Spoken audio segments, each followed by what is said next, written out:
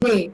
I'm going to be dealing with a topic which is useful to all of us, whether the child is of 4 years old or whether someone is 94 years old, and that is stress management. So this sudden influx that you gave me, that you have to join now, I could either have made it a moment of stress, or I could have just carried on with whatever I have studied best about it.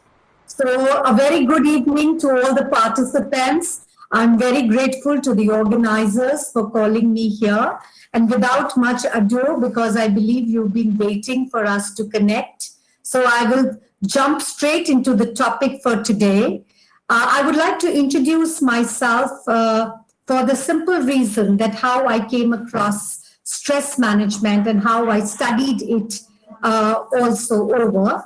The idea was that I am an associate professor and the HOD of the English department in my college that is located in rural Punjab. Now, per se, that wasn't at all a stressful, you can say, a job for me. The entire stress took over when I became the IQAC coordinator.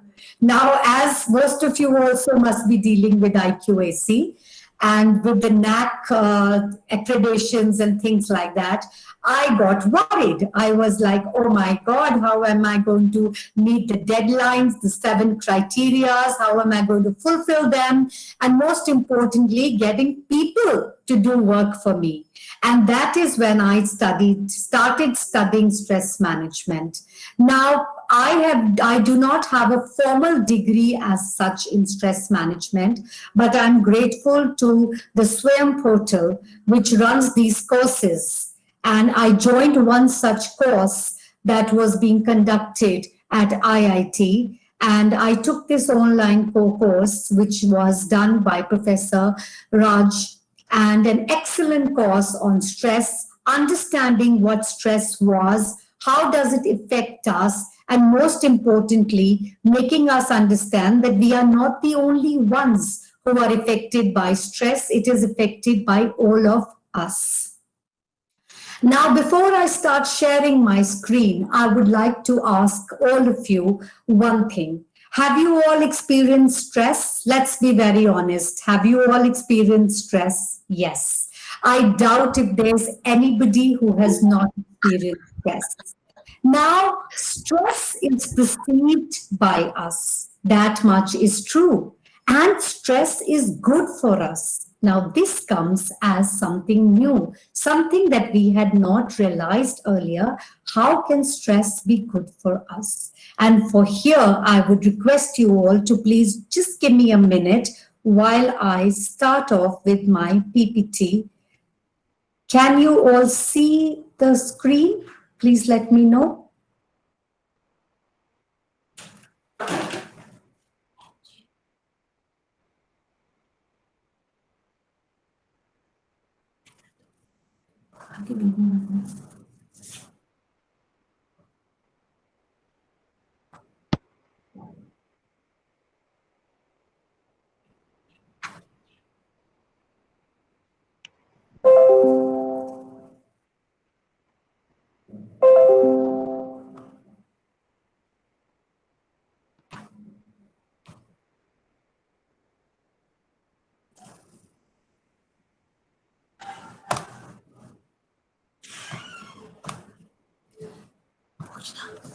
Can you all see this?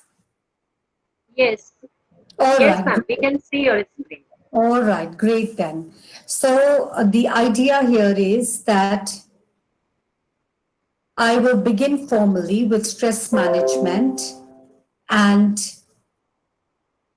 the stress management here is the webinar's concept here today is essentially to explore the role of stress in one's life.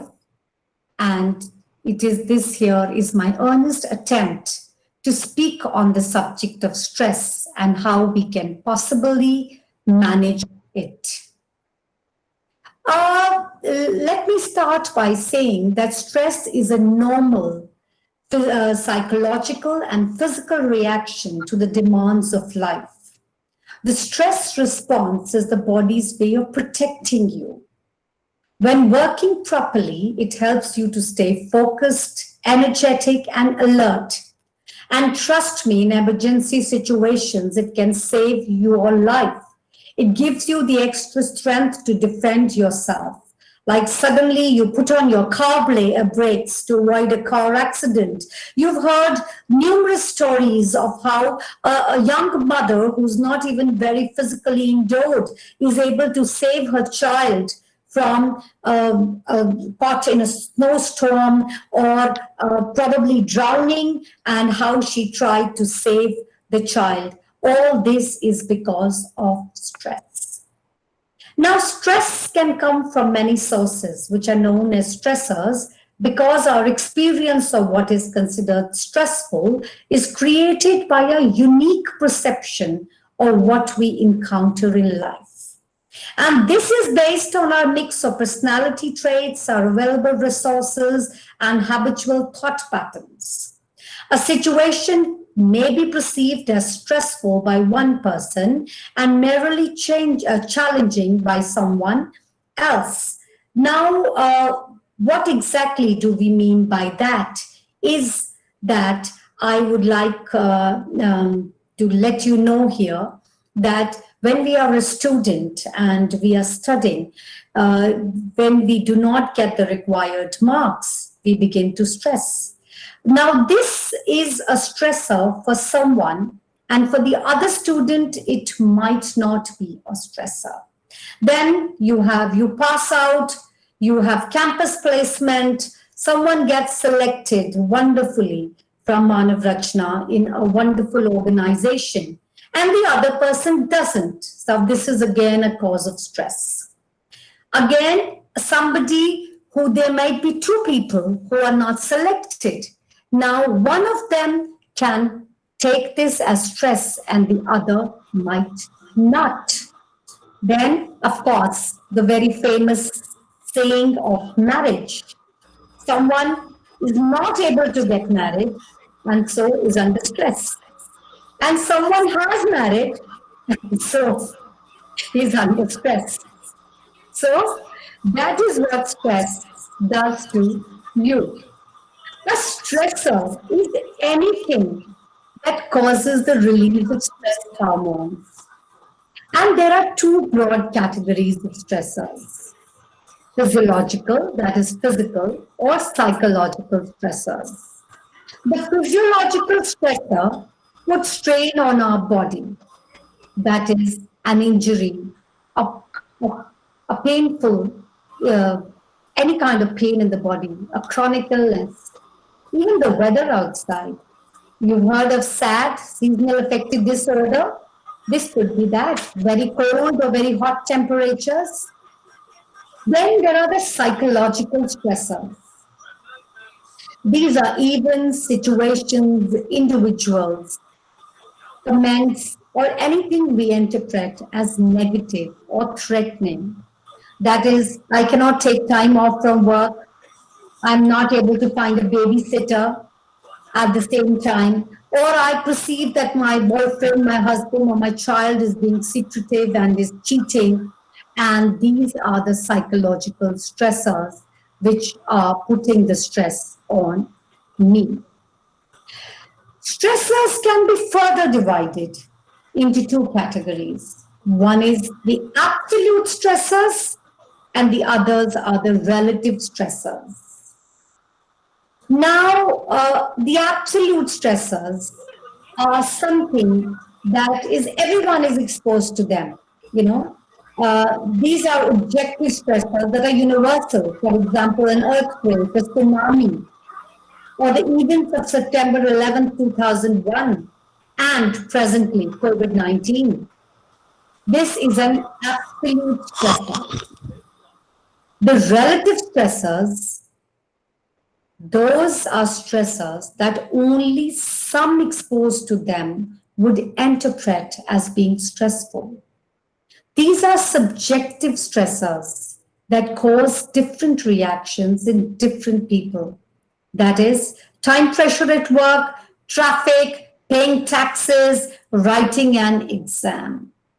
So the stressors now let's just do a quick recap. What have we learned? We've learned that stressors can be divided into two categories. Some are the absolute stressors. Those are the objective ones. Those are the universal ones, like COVID-19. It is all over. Every one of us has to deal with it. And the relative stressor is only what we perceive as being a stress to us. That is the time pressures at work, meeting deadlines, paying taxes. Either case, whether a stressor is absolute or relative, it causes the release of stress hormones. Till here, would anybody would like to ask me anything, or shall I continue? Continue, please. All right, thank you so much. Yes. Now, Yes, yes, I'm sorry. Now, signs and symptoms of stress overload. Like I told you, stress is highly personal because we have to interpret a situation as stressful. Although what stresses me or you is different from what stresses others. The resource person from today, the gentleman or the beautiful lady from Philippines who could not join you due to certain reasons. So, Now, Maneeta के बाद में Leonelo capsule he's going to. this problem is extremely stressful. और third session Dr. Prashant. You have to interpret the situation as stressful. Okay, thank you. Now, the most dangerous thing about stress is how easily it creeps up on you. You get used to it.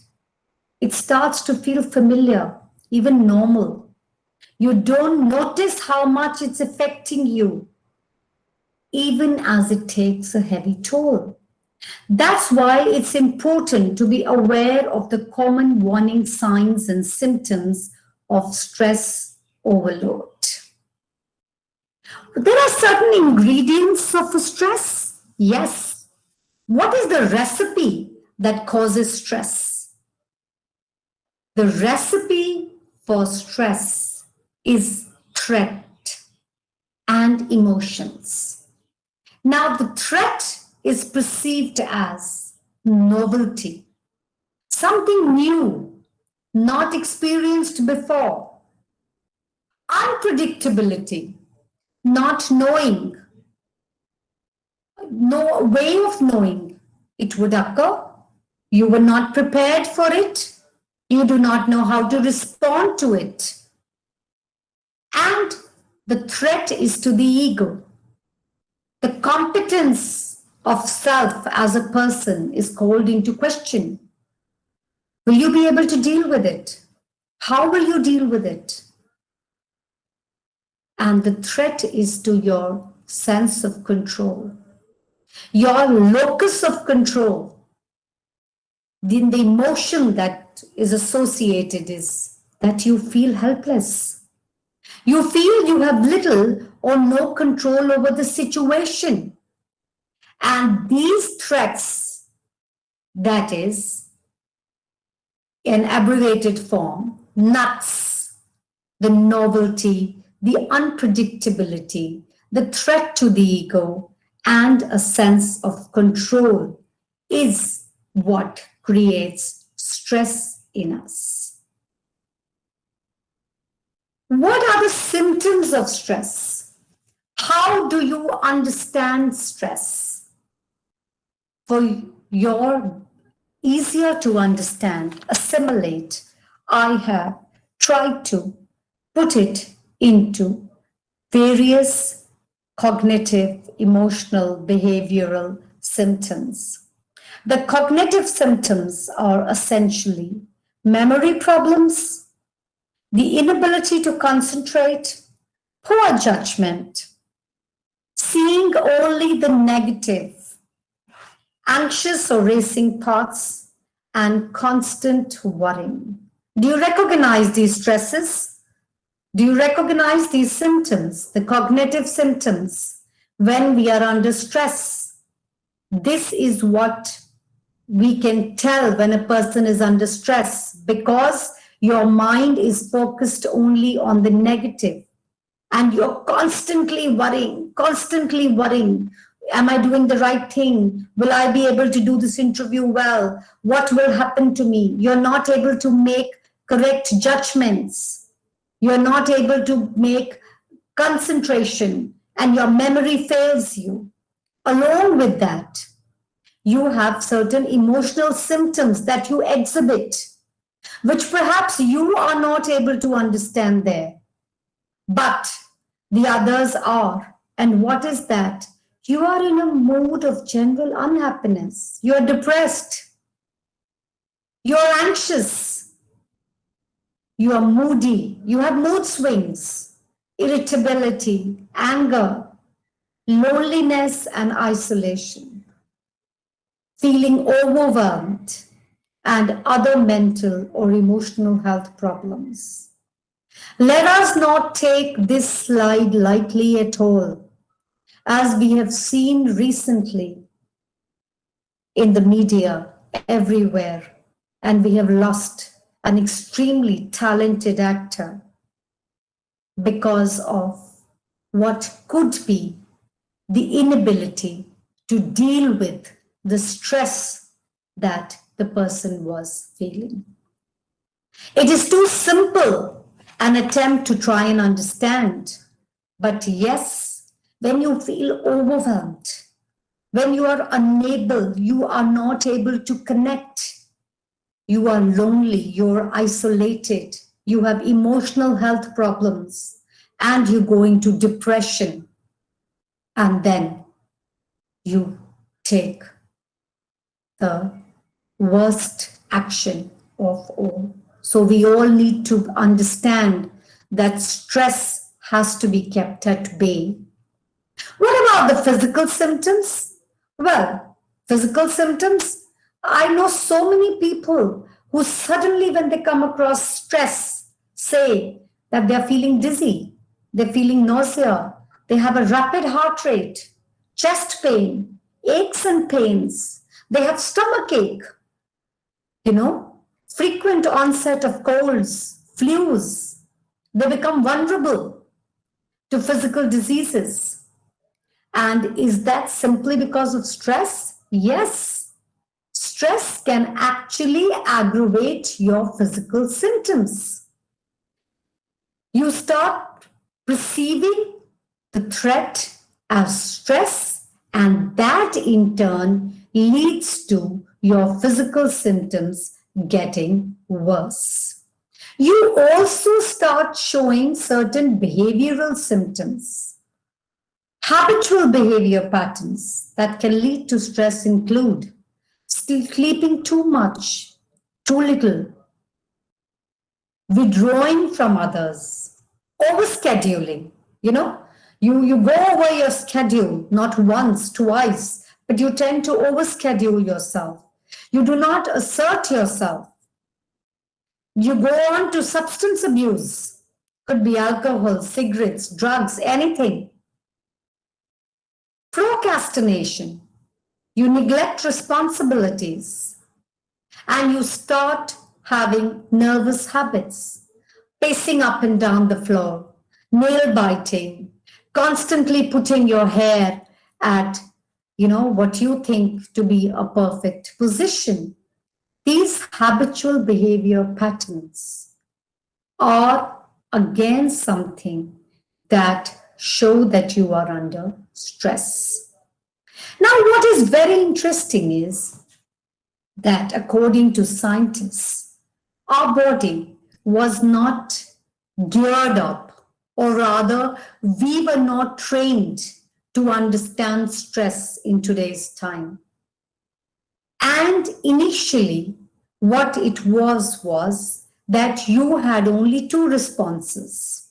Whenever stress came forward, you acted in two ways. One was to fight, and the other was flight. That is, run away from the situation. Now, the best way to perceive this is that think of our ancestors. Now, our ancestor is sitting outside his cave. All right. And suddenly in front of him comes a lion. Now, what happens to the body? your body perceives the threat. It sends a signal and a burst of hormones are put in that increase your heart rate, that raise your blood pressure, and the adrenaline is there, the cortisol is there, and your heart pounds faster, muscles tighten, blood pressure rises, breath quickens, and your senses become sharp. You are mobilizing energy. What are you going to do?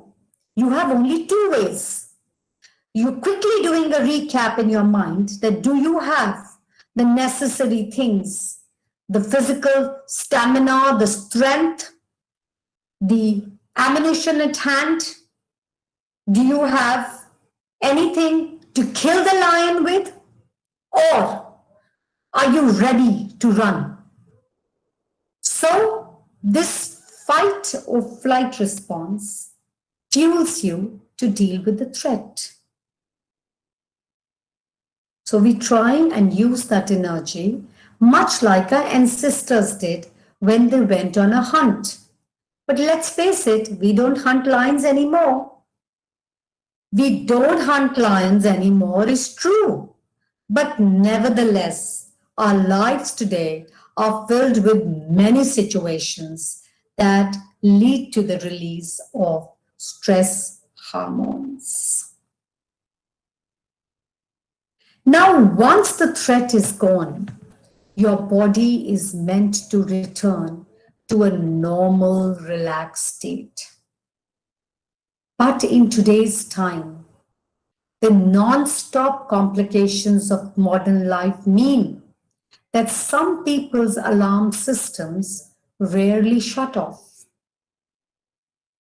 So what do? Firstly, we monitor the stress. We identify the triggers. What makes us feel angry, tense, worried, irritable. And when you are this, supposing your boss tells you that you have to complete this tonight at all cost, what do? Do you suddenly get a headache? Do you get an upset stomach without any medical cause? So we have to understand that the stressors such as job pressures, relationship problems, financial concerns are easy to identify. But daily hassles and demands such as waiting in a long line or being late to a meeting, traffic problems also contribute to your stress level. Even positive events, getting married, buying a house, having a baby, can be stressful. Any change to your life can cause stress. Anything that is needed change is stress. Then stress can be divided into external causes and internal causes. Some common external causes of stress include major life changes. Could be your work, could be your school, your interpersonal relationships, the difficulties, finance, a huge worry for stress. Being too busy, not being able to take out time, feeling that life is going by. And children and family can both a very common external cause of stress included. What about the internal causes of stress? They too are there, and they are there in all of us. First of all, of course, is the fear. What kind of fear? Could be public speaking, going across to people, chatting with them, making small talk, fear of flying, repetitive thought patterns, thinking the same thing again and again and again and again, worrying about future events, especially since we know we can do nothing, but we can't stop the worrying. For example, waiting for a medical test result or job restructuring or downsizing in the company. We are worried what will happen, when will happen, how are we going to deal with it. Pessimism, not thinking bright, positive things, but being pessimistic all the time.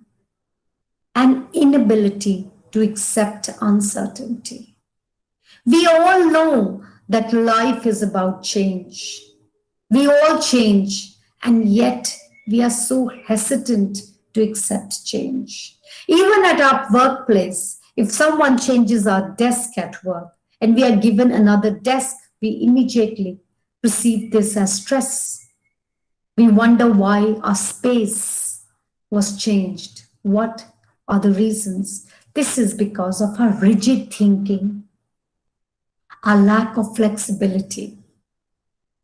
This is because we tend to always negatively self-talk to ourselves. Also, sometimes unrealistic expectations. Mr. Perfect, Miss Perfect. We think that we are super moms, super dads. We have to do this. We are super workers. None can be better. And we think that if we do not do this, people will think less of us. So the unrealistic expectations, being perfect, and all this is internal, mind you. This is not what people are thinking. This is what we have put in. These are the internal causes of stress. And all or nothing attitude. You want it all, or else you want nothing. An attitude which is very, very common in today's time. Sarai did a lot of work on stress. And in one of his papers from 1976, I've taken this quote from there in which he says that in everyday life, we must distinguish two types of stress effects, namely eustress from the Greek eu or good, as in euphony, euphoria, eulogy, and distress from the Latin dis or bad, as in disease, dissatisfaction. You all know that dis is generally used for something that is bad and eu for something that is good.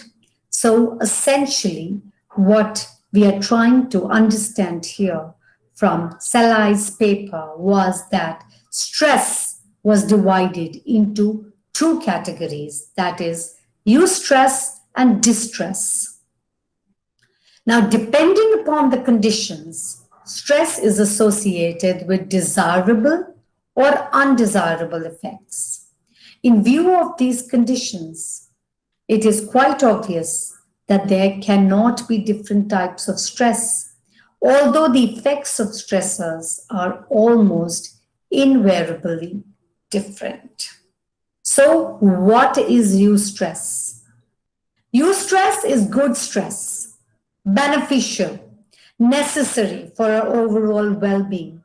Positive stress keeps us vital, excited. It's a scary movie, the Dharavni kinds.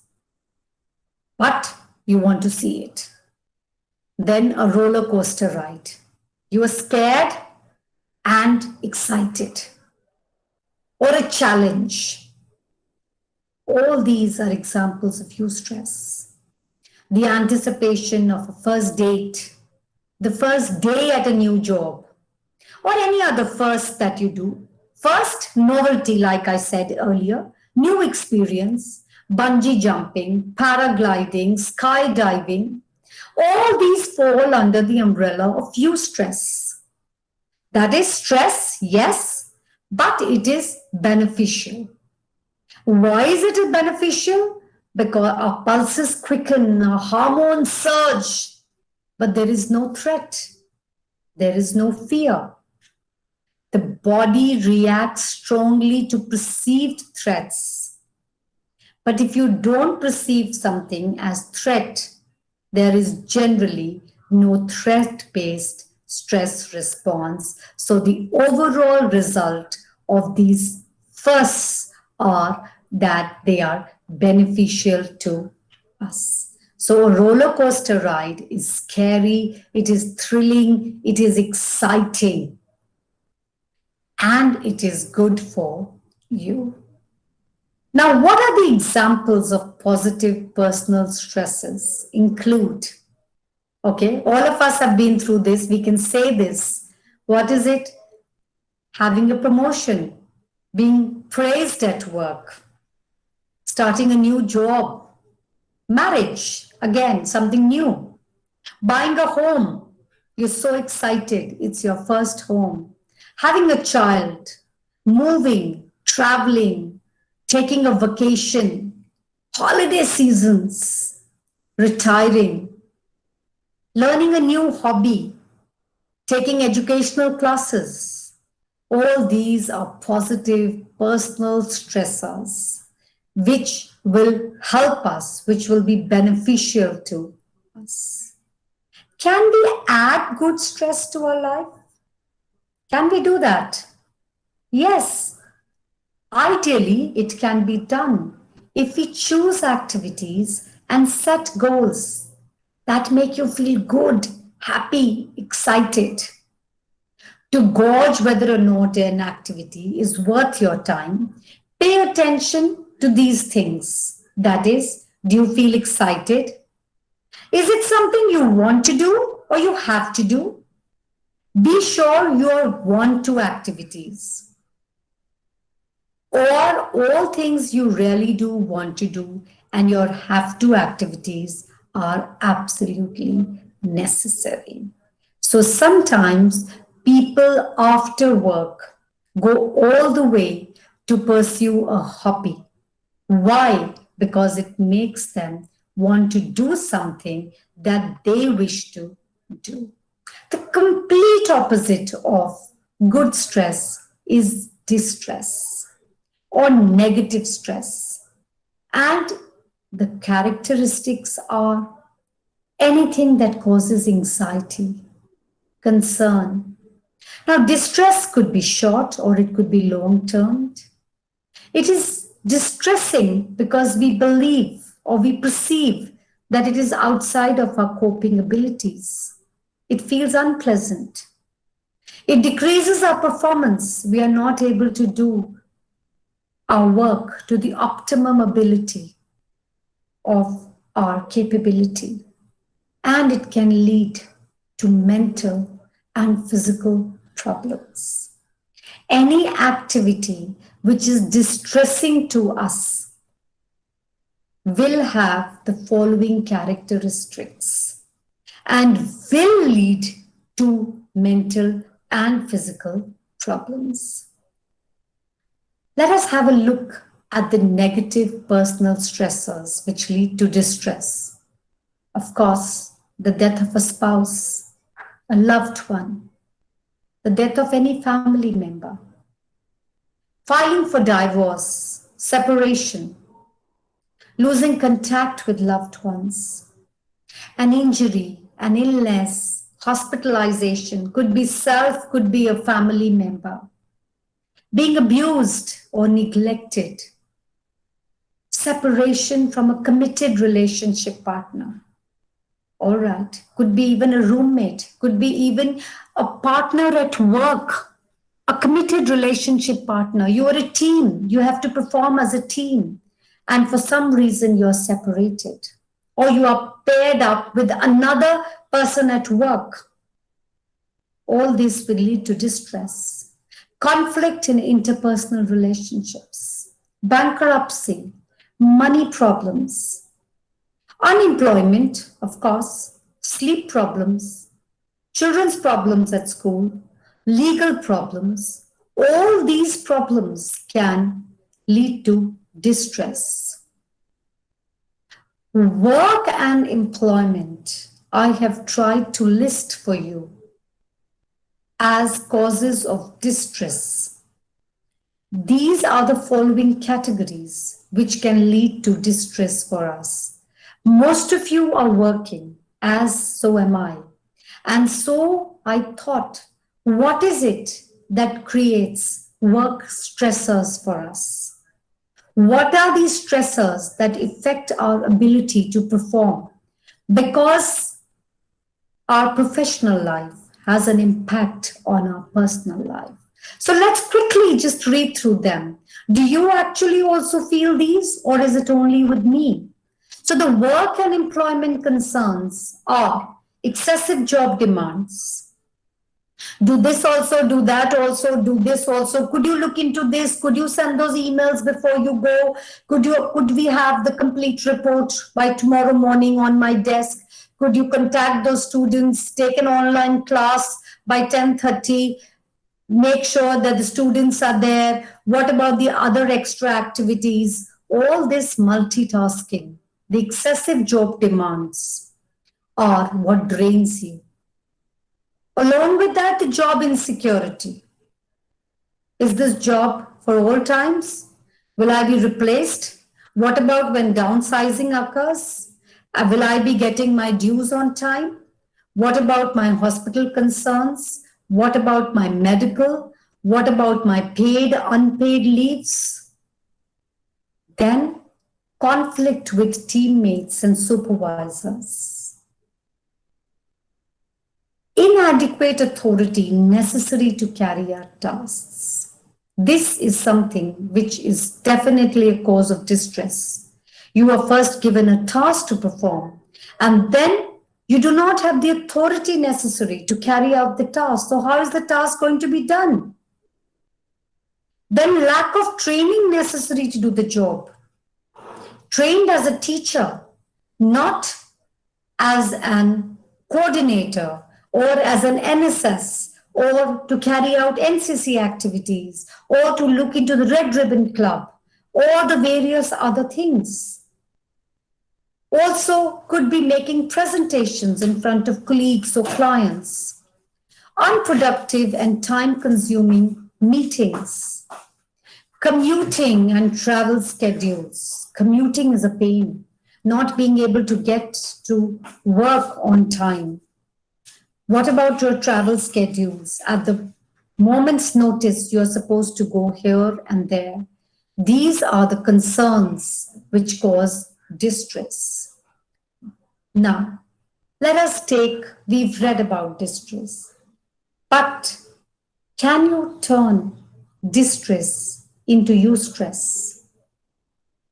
They say you can if you have the right mindset. Now, you're not expected to immediately transform every setback into a challenge. You lose a spouse. You will be distressed for a few weeks. You'll be broken, you'll be shattered. Similarly, you lose your job. You will be distressed. Nobody is challenging that.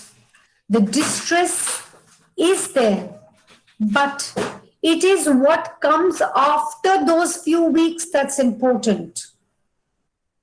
Job loss becomes a job hunt. You've gone from distress to eustress. Losing a loving partner, a spouse, a mother, a family member. The threat came, it passed, it took away your loved one. And now you have decided you are not going to cry. Rather, you are going to live up to all the love that you had got from your loved partner and put it constructively, as in could be your own personal memorial to the person, could be looking after your children, could be taking up a hobby. Avoiding stress may come naturally, but we must remember that it is better if we lean into eustress, because positive stress encourages positive growth. So on one side, you have somebody who puts his hands on his ears and says, oh, no, don't tell me anything. Don't tell me anything. I don't want to take stress. And the other side, you have somebody who says, okay, tell me what is the problem, and I will try and turn this problem into eustress, because positive stress encourages positive growth. Again, we have two categories of stress. What is that? Now, distress is divided into two set of categories. All right. What were those? Oh, sorry, I forgot another thing. I didn't write it down. I thought I'll be dealing with it.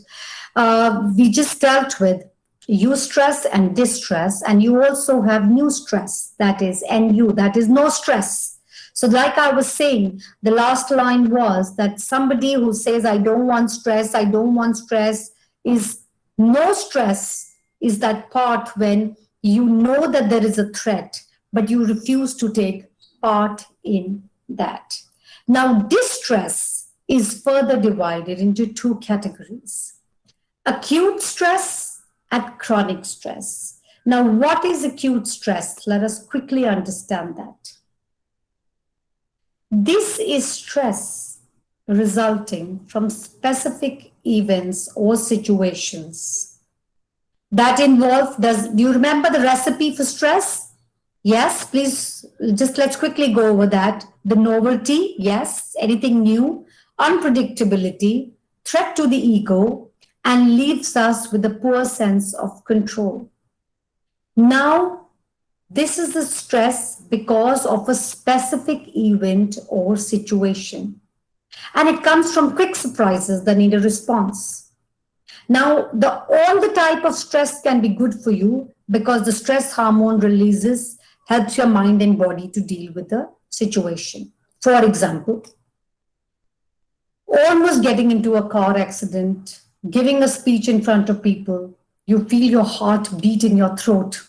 You become hyper aware of everything around. You feel pumped. These are signs that your stress hormones are hard at work. Acute stress in itself doesn't take a heavy toll if you find ways to relax quickly. Once the stressor has been dealt with, we need to return our body to homeostasis, or its pre-stress state, to be healthy and happy. So what is acute stress? Sudden stress that comes from a specific event or situation that was new, unpredictable. We did not know how to deal with it, but we did, and we managed it. For that moment, our body rate was high, adrenaline was pumping all over us. But once the stressor had been dealt with, we return our body back to its pre-stress state. What is chronic stress then? Short-lived feelings of stress are a regular part of daily life. When these feelings become chronic or long-lasting, they can severely impact our health. And potential causes of chronic stress include high-pressure jobs, financial difficulties, challenging relationships. How do we deal with chronic? Chronic is long-lasting. So acute stress was something that was short-lived. We lived with that. But when the feeling became chronic or long-lasting, it impacted the health. What are the constituents of chronic stress? It affects the whole body. It can have severe physical or psychological symptoms, which can make functioning on a daily basis more challenging. And the type of symptoms and severity vary from person to person. Irritability, which can be extreme. You don't want to go near that person. Fatigued, headaches, difficulty to concentrate or inability to concentrate. Rapid, disorganized thoughts, insomnia. All these are characteristics of chronic stress. Symptoms of chronic stress can also include digestive problems, changes in appetite, a perceived loss of control, always perceived, feeling helpless, low self-esteem, loss of sexual desire, nervousness, frequently falling sick, prone to illnesses, anxiety, depression. So it is not to be taken lightly. Chronic stress can affect us both physically and psychologically. Now, what are the factors that influence your stress tolerance level? Why do we say that certain people do not take stress or certain people bounce back very quickly? They have their tolerance level on the scale is very high, and some people are unable to deal with stress. That is because there are certain factors. What are those factors which you can up to make your stress tolerance level high? First of all, is your support network. Very important, very, very important.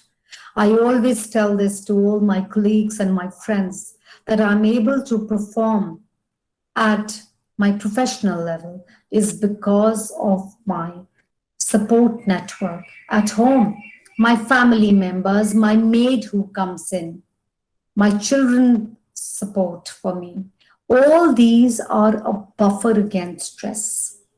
When you have people you can count on, life's pressures don't seem overwhelming. And on the flip side, the lonelier you are, the more isolated you are, the greater your risk of succumbing to stress. Please have a good support system. You have to create it. Whether it is friends, family members, your maidservants, your manservants, whosoever you need on the periphery of your life, make them come in mainstream so that they can help you deal with the stress in your life. Your sense of control. If you have confidence in yourself and your ability to influence events and persevere through challenges, it is easier to take stress in stride. On the other hand, if you believe you have no locus over your life, you're at the mercy of the environment and circumstances, stress is more likely to come knocking. Your sense of control has to be high. Only then can your stress tolerance level be high. Your attitude and outlook. Hamlet, the Prince of Denmark, almost everybody's read it, whether in literature or not literature. William Shakespeare said that long back. Nothing is good or bad. Thinking makes it so. Similarly, the way you look at life. If you're hopeful, you're optimistic, you'll be less vulnerable. Stress-hardy people, resilient people, tend to embrace challenges. They have a stronger sense of humor. They believe in a higher purpose and accept change as an inevitable part of life. Very important is the next point, that is your ability to deal with your emotions. If you don't know how to calm and soothe yourself when you're feeling sad, angry, troubled, irritable, you're likely to become stressed and agitated. If you are able to identify and deal appropriately, whether it is you need time out, whether you need a hot cup of coffee, whether you need a walk for 5 minutes, whether you need to make a phone call, you like to listen to some music, whatever, you must know how you are able to deal with your emotions. Your knowledge and preparation. This is really important. You know, a lot has been said in today's time of how we are mollycoddling our children. Time and again, we have been told that we do not let. Excuse me, ma'am. Excuse me, ma'am. Yes, dear. Due to that time constraint, can you wind up the session Yeah. if you feel or if possible? Yeah, definitely. But I'll still need 5 to 7 moments. Sure, ma'am. Yes, ma'am. You go with your way. Thank you so much. Bye, dear.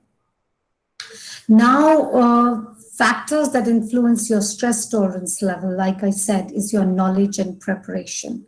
This is important because the more you know, the better you are able to deal with it.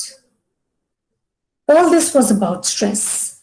Let us come to the techniques of stress. How are we going to deal with stress? We have 3 approaches with us. I will quickly go into them, but each one is important. So I need your attention with me for next 5 minutes. We have the action-oriented approach, we have the emotion-oriented approach, and we have the acceptance-oriented approach. Action, of course, the necessary action needed to take. Emotions, how we perceive. Acceptance, how we used for dealing with situations which you cannot control. In action-oriented approach, Nelson and Hurrell said, stress is inevitable, distress is not. And for this, we need to be assertive. When we are assertive, we can communicate and we can be proactive in alerting the stressful situation. We need to reduce the noise. Switching off constant stimuli can help us slow down. So we need to reduce the noise. We need to have time management. Manage your time, prioritize, organize your task, creating boundaries, healthy boundaries. We must take care of this. You have been invited to a social event, but you've not had time for yourself.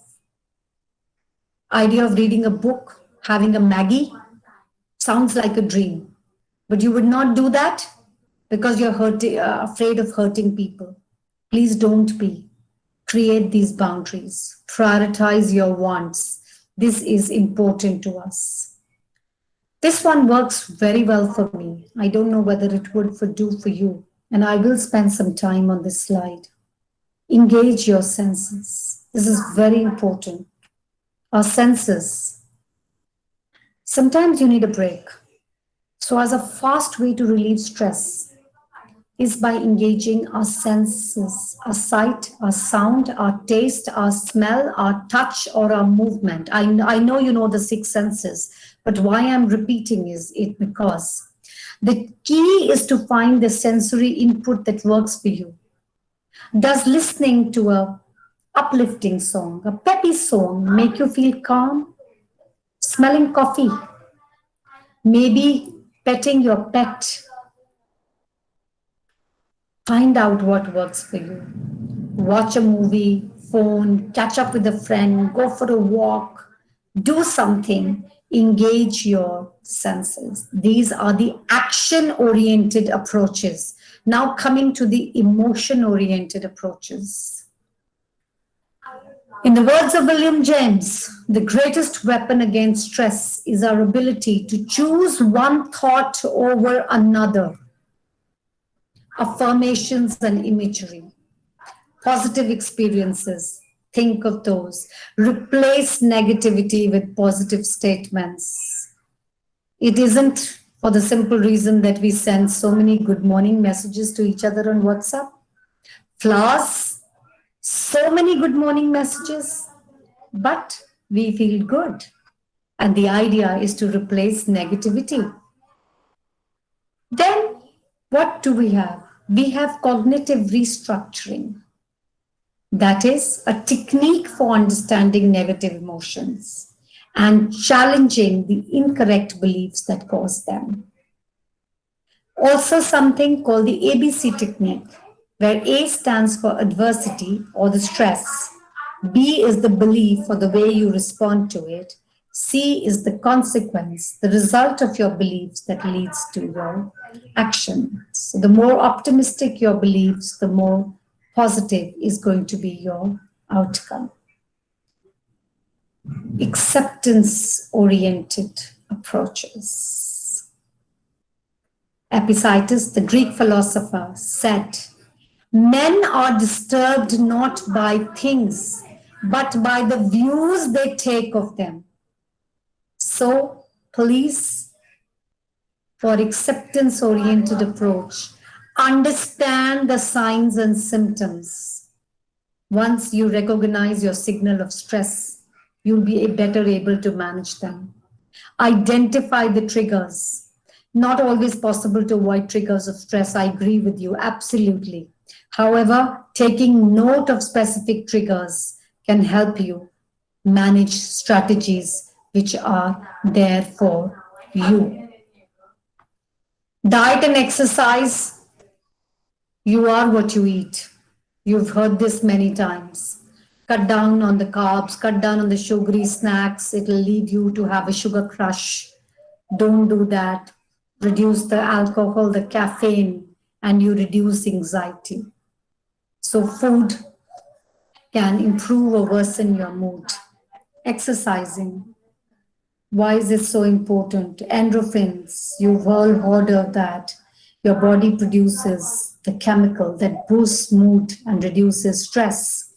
Most importantly are the rhythmic exercises like playing sports, cycling, swimming, walking, anything that involves a rhythm. So you just move along, focusing only on the physical sensations. So diet and exercise, sleep quality. Getting a good night's sleep is fundamental. You have to recharge yourself. You have to deal with stressful situations. Very, very important. Whatever you need to unwind before sleeping, you need to listen to music, you need to read a book, you need to take a warm bath, you need to meditate, do whatever you need to, but improve your sleep quality. Meditation and physical relaxation. Learn to relax, learn to relax. You cannot pour out of an empty cup. If you wish to be a pleasing, pleasant person, then please take care of yourself. Learn to relax. Try any kind of mindfulness, whether it is yoga, whether it is deep breathing, anything that works for you. These will help your body to stay calm and collected under pressure. Talk it out. Connect to others. Very important. Speak to family and friends. When you speak, you get emotional support. Sharing worries halves them. And if you don't feel like sharing, if you are a person who cannot speak, write it down.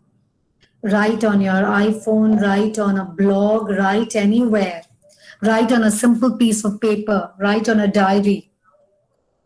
And if that also doesn't work, engage with a professional. There are plenty of services available, including free services. You need to find those in your city. Build resilience, hardy people. Resilience is our ability to bounce back. Resilient people are skilled in accepting that situation has occurred. I had made a few slides of symptoms of workplace stress. Shall I let them go or shall I quickly go through them? You need to tell me. Ma'am, Shubhra, I'm waiting for you. Yes, ma'am. Actually, due to the time constraint, we want to wind up early. But, ma'am, you please go with your ways. If you feel so that you need some time, so it's up to you, ma'am. Okay, I'll go through the workplace stress, but I'll do it real fast. So symptoms of workplace stress can manifest physically: headache, stomachache, pains, fatigue, sleeping. Cognitively, trouble with concentration, decision making, emotionally feeling down, tense, and irritable. Stress management in the workplace is, according to WHO, the response people may have when presented with work demands and pressures that are not matched to their knowledge and abilities and which challenge their ability to cope. These are important. What are the personal strategies for stress management at workplace? I'm coming straight down to it. Let us just use these at workplace. Set realistic deadlines. Take your holiday leave. leave work at home, participate in work functions, establish open and professional communication, respect other employees, do not tolerate discrimination, sign up for workplace training programs to develop and improve your skill, seek therapy. All these are important because of these factors. Stress management advantages to the organization and to the employee. Very quickly to the organization, it helps to have a caring image, improve staff morale, reduces staff turnover, reduced absenteeism, increased productivity, reduced healthcare. To the employee, who doesn't want a safe and healthy work environment? Enhanced self-esteem, reduced stress, improved morale, increased job satisfaction, improved health, improved sense of well-being. Please check up with your own organizations that how these can help your workplace stress management. I would just like to take a minute to come to COVID-19 crisis. As the world and we in India struggle to come to terms with the growing COVID-19 crisis, many of us have experienced stress to understand the scope of danger, how to cope with it, and perhaps as a way of finding comfort. The epidemic has shown us the dehumanizing, the denaturalizing aspects of modern life, which take on many forms. There has been a consistent pattern to behavior during epidemics. The hoarding, the panicking, the fear, the blaming, the superstition, the selflessness. All these are symptoms of stress. And yet we have seen stories of great endurance, great charity, indomitable strength in the face of adversity. So we have distress being turned to eustress, also external stress and internal stress, and also acute stress of an event turned to chronic in some cases. So you have seen how in this epidemic, we had an acute stress, that is COVID-19. It was a stress which all of us saw. Those who were unable to cope with it, had this continued till date, this is chronic stress. Some had this distressing event turned to eustress by becoming frontliners, helping others, also an external stress and our internal way of how we deal with it. I think this I can easily let go. Essentially, one can help to manage stress and lead happier, healthier lives. Exercising, set limits, enough rest. I've already done with these. Laugh, crack jokes, be thankful, listen to music, enjoy your life, be happy. Salai said, it is not stress that kills us, it is our reaction to it. How will you manage your stress? Try out the different tips and techniques and see what works best for you. One generally has one's own techniques that aren't listed here. If you have the time, I'm open to discussing them. If not, I hope you learned something from this PPT. Thank you for listening to me. Please stay stress-free, stay safe, stay aware, stay intellectually stimulated, be empathetic, and be kind. Thank you so much, ma'am. It was really very useful, very important, session, because this time we are facing this pandemic COVID-19, and we willingly, unwillingly, knowingly, unknowingly, somehow we are under stress. Everyone is under stress. Everyone is thinking when this pandemic will be over. So we are actually stressed, and you gave so many techniques and tricks to how we can we can release our stress and what are the stress busters. So thank you so much, ma'am, for such an important and useful session. I can see many good compliments in the chat box for you. Our participants are giving you thanks for conducting such a wonderful session. Also, ma'am, I can see some questions in the chat box, and I request you to address those questions. I will quickly take up the questions. So here is a Jisha VJ. So the participant is asking this question. We are undergoing a pathetic situation due to COVID-19. From where do we find positivity? We don't know when will this pandemic come to end. What's your opinion, ma'am?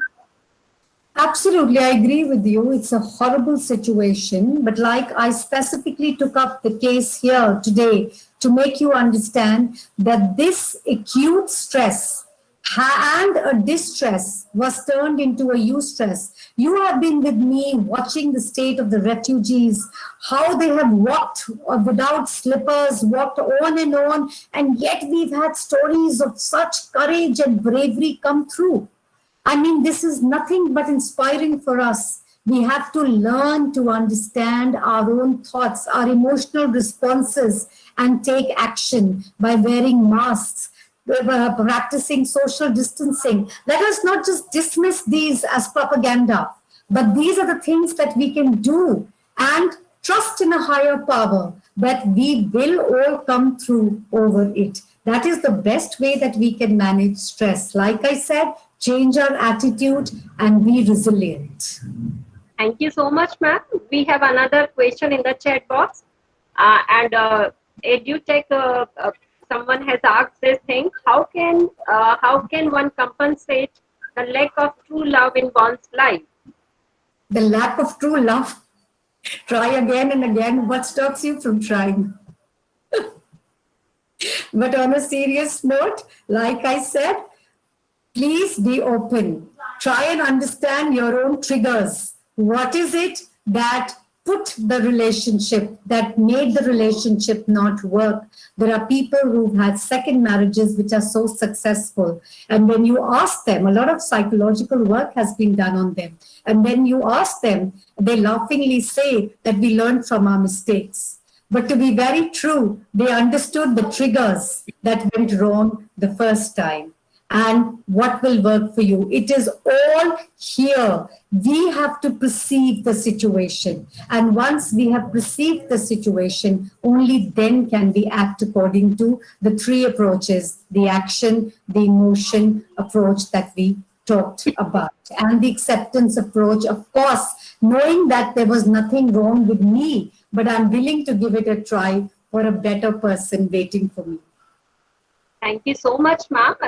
We have another question here in the chat box. Dolly is asking, ma'am, what is the instant remedy to overcome stress? Although we know everything theoretically, but practically sometimes we fail. What works for me is always aromatherapy. Any good, the fragrance of even something like popcorn, beaten coffee, anything, like I said, anything that engages your senses, anything. I especially stopped on that slide and I said, I read out the senses to you, and I did say, I know you know the senses.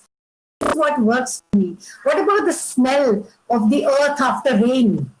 Anything small, it doesn't have to be big. Anything just puts you in a high, elevated mood. Remember, stress is an elevated state. Your hormones are rising, It could be even a kiss from a loved one, your child giving you a big hug, your husband appreciating the dish you made. Any stress has to be an elevated state of being. So, Dolly, please try out any of these. Try having coffee today, a lovely beaten coffee. Thank you so much, ma'am. Really, it was a wonderful session. And the way you were explaining all the things, it was, for me, it was love to hear you. But due to the time constraint, we have to wind up the session. So thank you so much, ma'am, for sharing all the insights with us. Thank you so much. Thank you so much. It was a pleasure having you all here. And I hope we can join in some other time. And we'll do another session on not stress, but how to be happy.